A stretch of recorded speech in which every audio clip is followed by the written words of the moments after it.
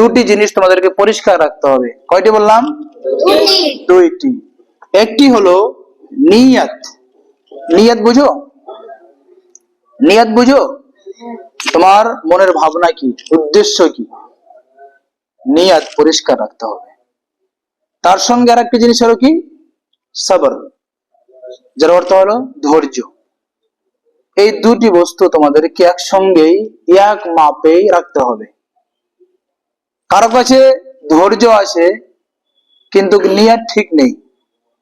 ধৈর্য মানে সে মাদ্রাসাতে পড়ে আসে, 10 বছর পড়ে নিয়েছে, কিন্তু তার নিয়ত কোনো নিয়ত নেই যে কি হবে, তার উদ্দেশ্য কি, সে পড়াশোনা করে কি হবে, আলিম হবে না কি হবে, সে কোনো নিয়তই করেনি। সে কোনো তার লাইফে, তার জীবনে কোনো নিয়তই করেনি, কিন্তু সবর করে আসেন, ধৈর্য ধরে আসেন, কোনো কাজ হবে কি? হবে না। এমনি ভাবে কেউ নিয়ত করেছেন যে আমি বড় অভিজ্ঞ একটি আলিম হব, গবেষক হব, মুহাদ্দিস হব, মুফাসসির হব, মুফাক্কির হব, কিন্তু তার নিয়ত ঠিক আছে, তার ধৈর্য নেই, সবর নেই এবং মেহনত নেই। বুঝতে পারলে কিনা? এবার একজনের নিয়ত কি আছে, আমি আলিম হব, ডক্টর হব, কিন্তু ওই অনুযায়ী তো তাকে মেহনত করতে হবে, দেখি না, পরিশ্রম করতে হবে না। এবার তুমি যদি আলিমের নিয়ত করে আছো বড় আলিম হব, আর তুমি পরিশ্রমই করছো না, তুমি মেহনতি করছো, তুমি পড়ছোই না, বসে আছো বই নিয়ে, হতে পারবে?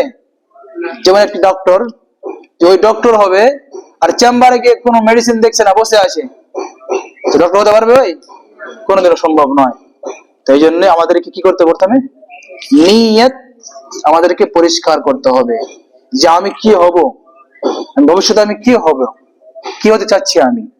তার সঙ্গে সঙ্গে কি ধৈর্য। ধৈর্য কি, যে একটা বাচ্চারও একটা বড় তোমার হচ্ছে না, একটা সবক দিয়েছে তোমার হচ্ছে না, বারবার পড়ছো তবু হচ্ছে না, তো এখন তুমি কি করবে? ওটাকে পড়বে না, ছেড়ে দিবা না, ওর পিছিয়ে লেগে থাকতে হবে, ওকে আমি পড়েই ছাড়বো, মুখস্থ করেই ছাড়বো। এই হলো সবর, ধৈর্য। যতক্ষণ না হবে ততক্ষণ ছাড়বো না, ঠিক না? এই হলো ধৈর্য। তোমার পরিশ্রমও আছে, ধৈর্য আছে, নিয়ত আছে, তাহলে তারা কি হবে? সফল হবে, না হলে সফল হওয়া যাবে না।